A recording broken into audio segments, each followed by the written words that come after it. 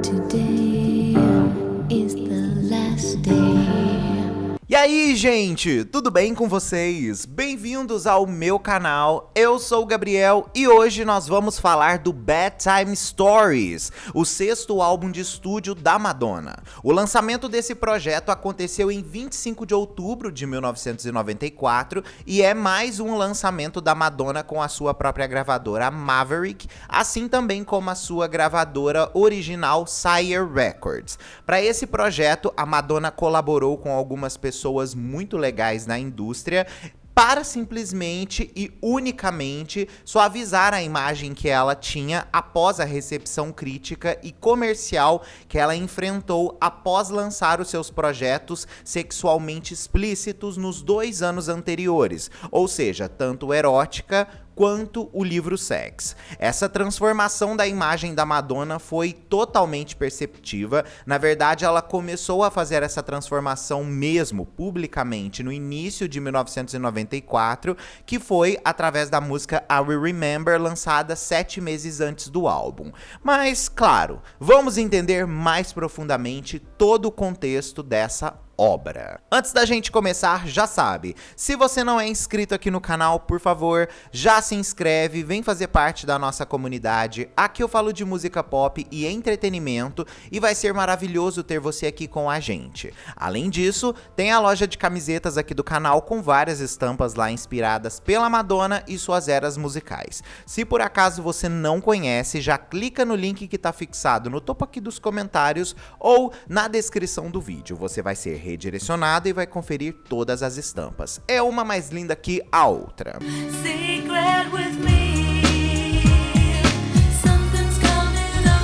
Bom, em 1994, aquele período em que a Madonna estava começando a trabalhar a sua nova era, a indústria tinha mudado muito. O R&B dominou e artistas como Babyface estavam simplesmente no topo de todos os lugares, né? O romantismo tinha voltado de uma forma absurda ao entretenimento. E artistas vocais, principalmente, como a Mariah Carey, assim como a própria Celine Dion e Whitney Houston, estavam vivendo os auges das suas carreiras. Em 1992, quando a Madonna lançou o controverso livro Sex e o 5º álbum de estúdio dela, que foi o Erótica, que vinham com essa proposta de imagens sexualmente explícitas, fantasiosas, voyeurísticas, né? E também, bom lembrar, né? Ela estrelou o suspense erótico Body of Evidence. Todos eles foram detonados pelos críticos e também pelos fãs, falando que a Madonna tinha virado uma renegada sexual, que ela tinha ido longe demais, que a carreira dela estava acabada, enfim, todas essas coisas. Só que aí, a última pá de terra que aconteceu foi ainda no início de 94, porque ela resolveu ir no programa do David Letterman e o comportamento dela foi visto como muito controverso. Ela falou diversos palavrões durante a entrevista que acabaram sendo censurados na televisão. Ela chegou até a entregar uma calcinha pro David Letterman e pedindo pra ele cheirar porque ela tinha usado aquela calcinha. Esse episódio acabou se tornando o mais censurado da história de todos os tempos dos talk shows estadunidenses, mas que também conquistou altas classificações no programa para o David Letterman. Ou seja, a Madonna falar palavrão, a Madonna não se comportar como uma mulher perfeita aos olhos do público significa que ela é péssima. Mas o David Letterman lucrar com tudo isso é maravilhoso. Fazer história às custas do outro, isso sim pode. O início da mudança da imagem da Madonna foi caracterizado pelo trabalho dela com algumas pessoas bem significativas. Por exemplo, ela trabalhou com o Dallas Austin, com o próprio Babyface, assim como Dave Jam Hall e, obviamente, Neely Hooper. A primeira música que foi lançada dessa nova fase da Madonna não diretamente tinha vínculo com o álbum, mas sim era uma música trilha sonora de um filme da época chamado With Honors. No caso, a música foi I Will Remember, lançada em março de 1994. Quando a canção chegou, ela surpreendeu muito a crítica, porque ela foi vista como o primeiro passo positivo da Madonna depois de muito tempo e também primeiro passo positivo da Madonna para limpar sua imagem com o público em geral e reparar os danos causados pela personalidade provocativa após aquele período todo, né?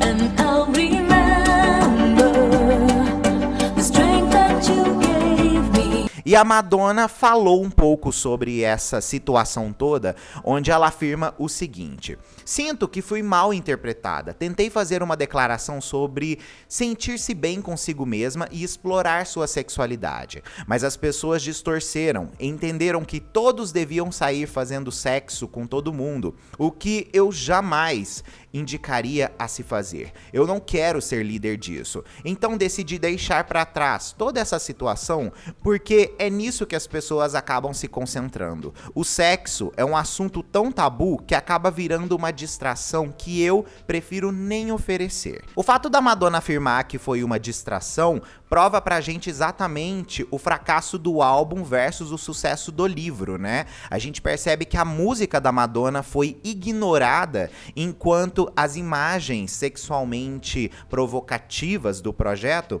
acabaram tendo uma publicidade muito maior do que de fato o objetivo dela, que era entregar um projeto musical mais conceitual. Isso é uma coisa que realmente abalou ela, porque naquele objetivo que o trabalho dela tinha, ela não queria que as pessoas discutissem o lado fútil do sexo. Ela queria que as pessoas usassem o sexo como uma forma também de entendimento de todas as outras coisas que ela estava discutindo ali. Mas, infelizmente, a gente estava vivendo numa época de obscurantismo gigantesca.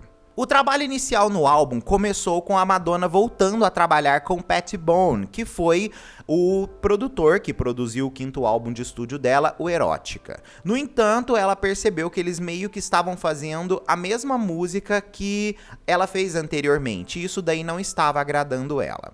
Na época, a Madonna ficou muito fã de uma música intitulada When Can I See You, que era do Babyface, e ela ficou muito interessada em trabalhar com ele, porque ela queria fazer essas baladas exuberantes para o seu próximo álbum e também, visando que isso daí era uma coisa muito comercial do momento, também trazer isso para ser uma coisa mais palatável dentro da sua carreira. O efeito disso foi eles colaborando em 3 músicas para o álbum e 2 delas entrando oficialmente dentro do projeto. Eles gravaram essas 3 canções em Beverly Hills e elas se tornaram Forbidden Love, assim como também o mega hit Take a Bow.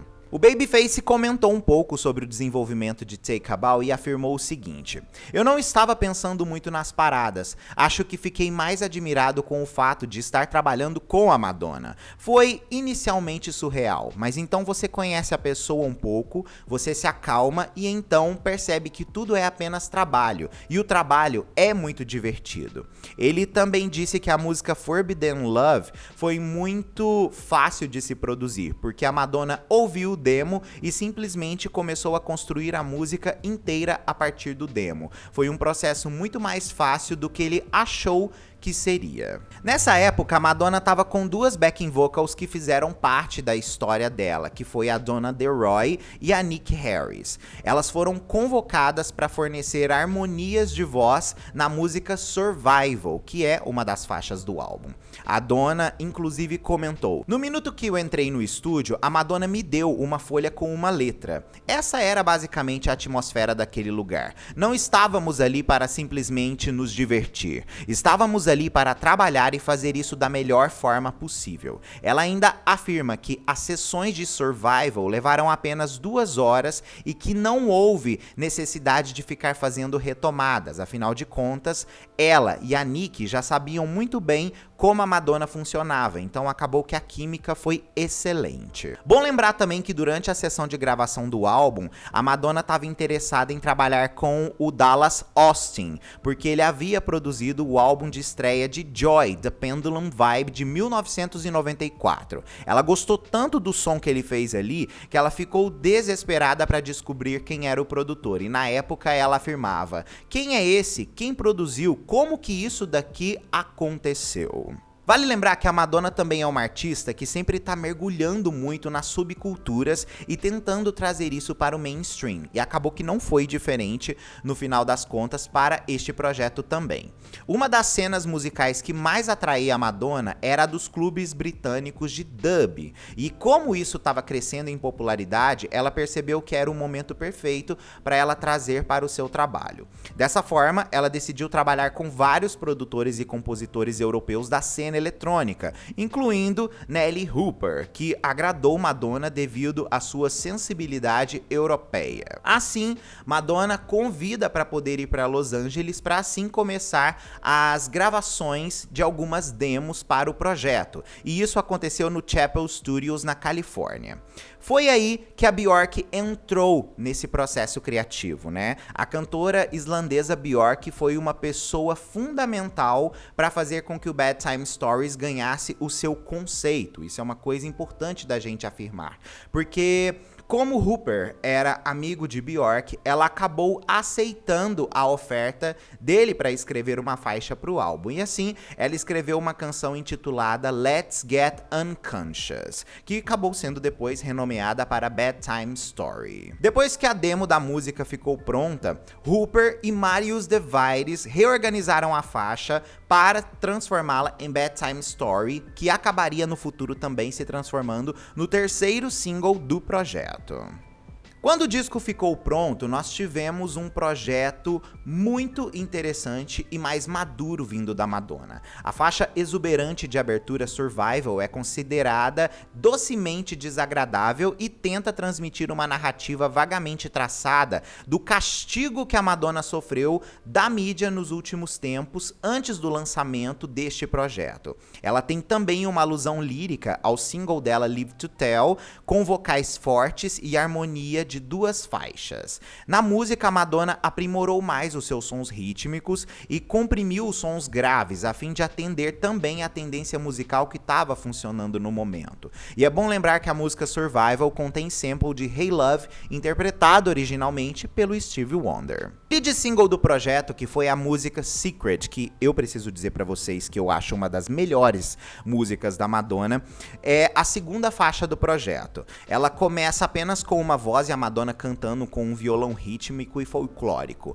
Uma percussão profunda começa em torno da música, mais ou menos no minuto 1, acompanhada de uma linha de cordas maravilhosas. No final, a melodia harmônica superior é adicionada para exibir mais variação, e assim a Madonna cria uma das músicas com mais atmosfera da sua carreira.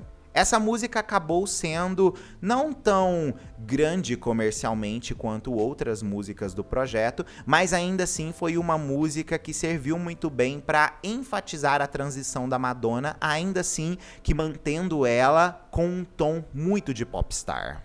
A próxima música foi I'd Rather Be Your Lover. A Madonna deseja o inatingível através de processos de negociação. Ela afirma na música: eu poderia ser a sua irmã, eu poderia ser a sua mãe, nós poderíamos ser amigos, eu até seria seu irmão. No meio da música, o cantor rapper Marshall Nedicelo faz uma pausa de 8 compassos com o rap. Diga-me o que você quer, diga-me o que você precisa. A Madonna interrompe com a voz em primeiro plano e justaposta pelas breves interjeições na parte do rap. Ele usa também um sample de It's Your Thing, realizada por Lou Donaldson, nessa canção para também trazer uma atmosfera mais retrô. A quarta faixa do álbum é Don't Stop, caracterizada por um baixo bem pulsante. A retórica da faixa é exibida pelos comandos de Madonna. Não pare de fazer o que você está fazendo, baby. Não pare, continue se movendo. A próxima faixa é Inside of Me e começa com o ritmo que Don't Stop terminou, com guitarras de cordas sustentadas, um baixo latejante, teclados de jazz, com Madonna cantando em um vocal quase que ofegante. O canto evoca, de certa forma, forma um pouco mais a paisagem do Erótica enquanto ela canta no refrão. Mesmo que você se foi, o amor continua. Porém, as letras foram interpretadas como também uma canção sendo sobre sua mãe falecida e também um amante perdido. Então, não exatamente essa música tem esse valor sexual que muitos acharam que ela poderia ter. Inside of Me também lembra um pouco uma continuação direta do Erótica, porque ela tem um intervalo que a bateria cai e expõe os vocais da Madonna, né? Essa música tem o sample de Back and Forth, interpretado originalmente pela Lia, assim também como tem um sample de Outstanding, interpretada por The Gap Band, e também Trials of Life, interpretada por Gutter Snipes. A sexta faixa é uma das mais icônicas do álbum, né? Human Nature. A Madonna enfrenta o chauvinismo enquanto ela canta. Eu não me desculpo, eu não sou a sua Kenga. Não se preocupe comigo. Enquanto ela fala pra si mesma em sussurros, se expresse, não se reprima. A música é uma das canções do álbum que mais nós temos de referência no que os anos 90 foi, também no aspecto de soul. Essa música é muito interessante e contém também um sample de What You Need, interpretado originalmente pelo Main Source. Essa música também é vista como um outro desabafo da Madonna dentro do álbum após as situações todas que ela viveu aí da era erótica. Forbidden Love é a sétima faixa do álbum e nela Madonna segue comparando a rejeição com um afrodisíaco e descartando qualquer relacionamento intocado pelo tabu. Composta em uma tecla menor com vozes sussurrantes ao fundo, né, que no caso é do Babyface, a música também apresenta um sample ali da música Down Here on the Ground, interpretada por Grant Green. A oitava faixa do álbum é uma música muito interessante, Love Tried to Welcome Me. Essa música é inspirada pela relação que a Madonna teve com uma stripper, que ela conheceu em um clube e ela adquiriu um fetiche por rejeição. Os primeiros 42 segundos da música consistem em uma seção de cordas, após a qual os versículos começam. A música projeta um clima mais sombrio no álbum e melancólico, com a Madonna afirmando que está atraída pela tristeza e a solidão nunca foi estranha para ela. A próxima música é Sanctuary, onde a Madonna cita o poema do Walt Whitman, Vocalism. Nas letras, ela fala sobre amor e morte. Musicalmente possui um toque mais techno, um pouco diferente das outras canções, e é uma introdução atmosférica de variedade que também coloca ruídos estranhos, guitarra elétrica e algumas cordas. É o lado mais dub do álbum. Sanctuary usa inclusive o sample de Watermelon Man, originalmente interpretada por Herbie Hancock. Essa música também é vista como uma introdução para o que a música Bedtime Stories seria a seguir. Em Bedtime Stories, a Madonna faz uma das músicas mais interessantes da carreira dela, onde ela chega no ápice da sua criatividade. Ela afirma coisas como: as palavras são inúteis, especialmente frases, elas não representam nada. Como elas poderiam explicar como eu consigo me sentir? Por fim, ela fecha o álbum com Take a Bow, uma balada pop de mid-tempo com um toque japonês de sukiyaki. O refrão expressa o tema de dizer adeus a um amante que ela considerava como alguém que ela ficaria para sempre com ele, né? Essa música tem uma referência de William Shakespeare e da sua peça As You Like It, onde ela afirma: o mundo é um palco e todos os homens e mulheres são meros atores. Para a direção de arte e fotografia do álbum, ela resolveu chamar Fabian Baron. As fotografias foram feitas no Eden Rock Miami Beach em agosto de 1994 e fotografadas pelo Patrick Demachelier. A Madonna também trabalhou com Sam McKnight, que lembrou que a sessão de fotos desse álbum era bem simples, que apenas 50 pessoas foram chamadas para poder fazer este processo todo e que a Madonna queria acabar rapidamente toda essa sessão porque ela queria ir para a sua festa de aniversário. Para as fotos promocionais que ela fez para o álbum, ela estava usando uma sobrancelha bem arqueada, ela estava com o seu loiro bem assim hidratado, meio cacheado, meio bagunçado, uma imagem que remetia muito à atriz Jean Harlow.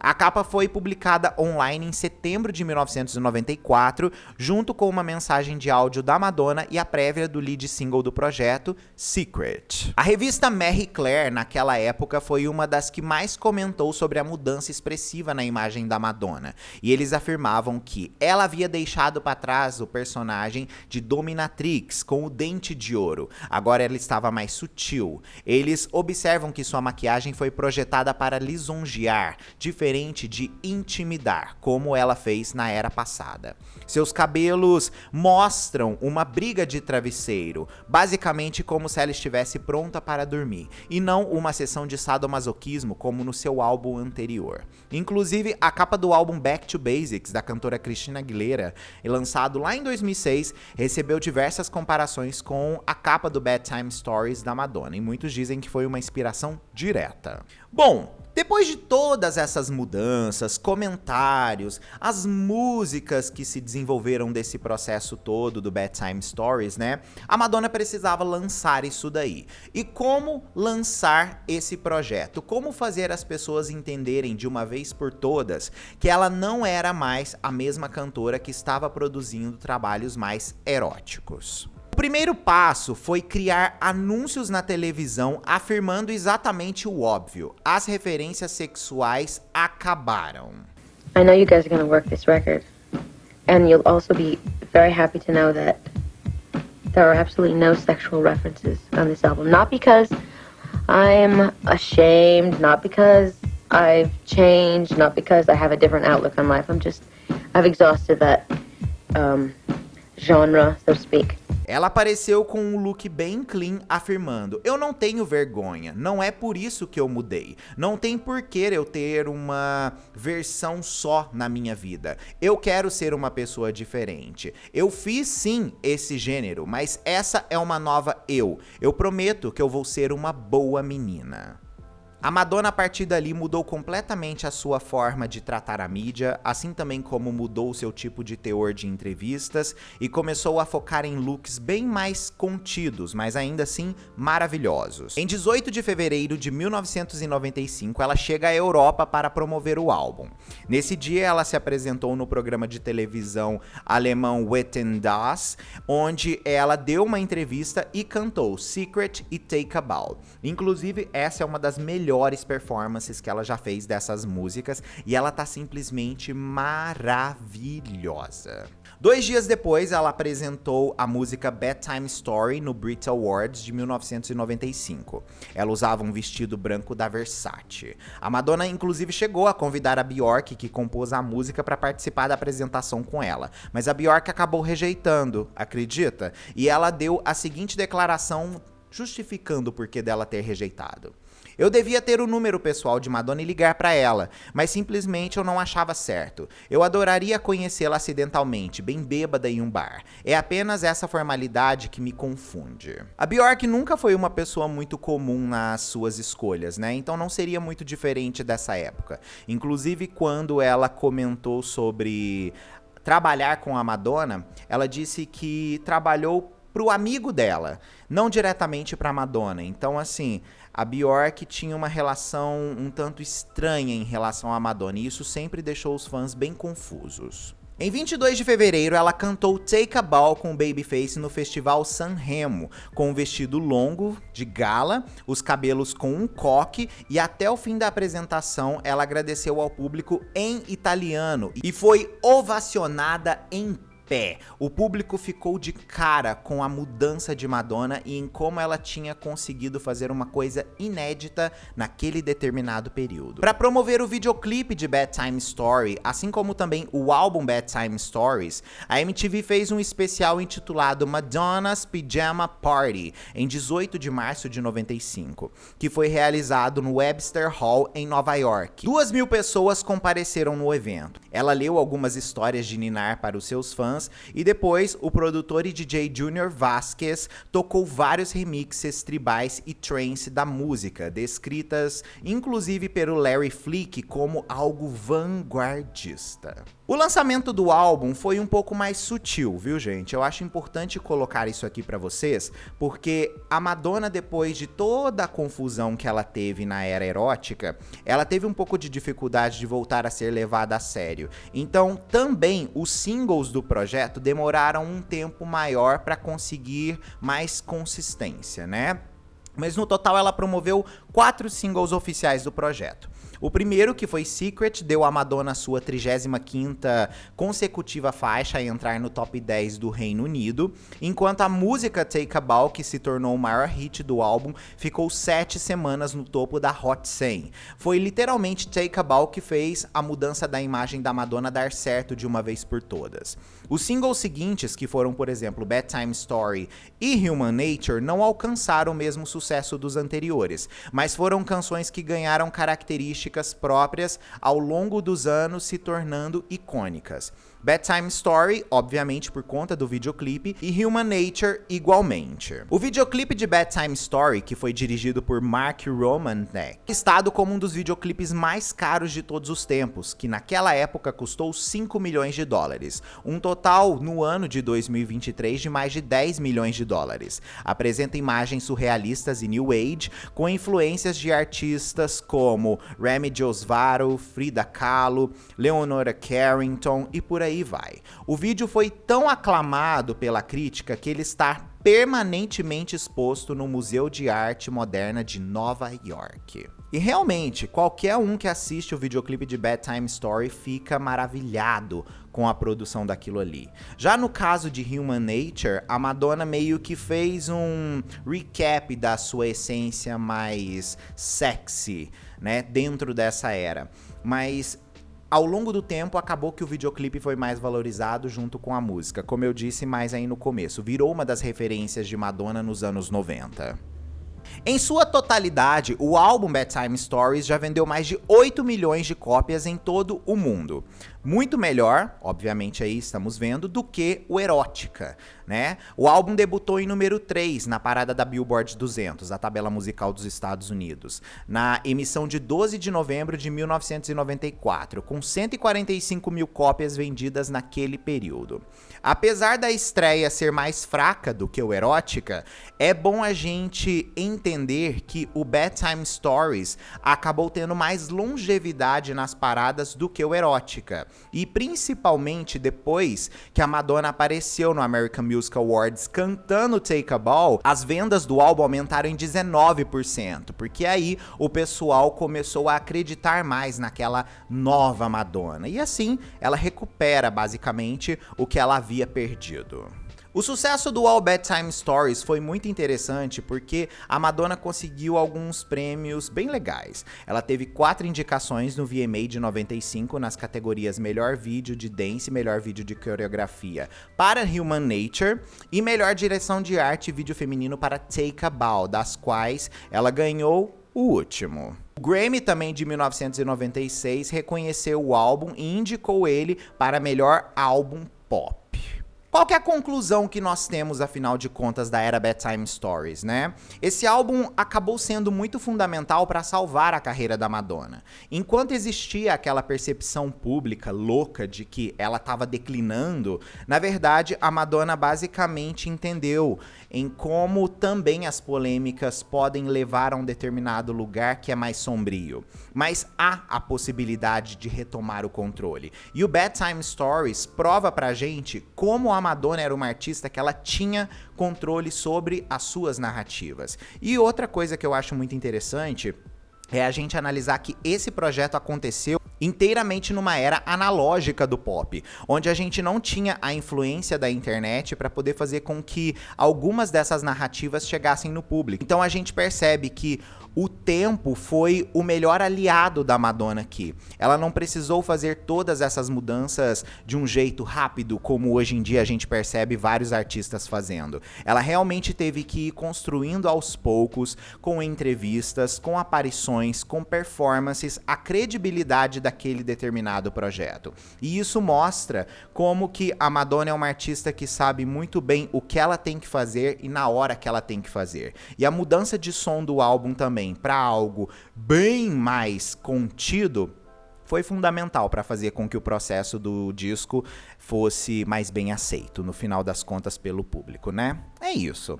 Comenta aqui a sua opinião sobre o disco Bedtime Stories da Madonna, que eu quero saber o que você tem para me dizer. Fechado? Ó, um beijo, até o próximo vídeo ou live nossa aí. Tchau!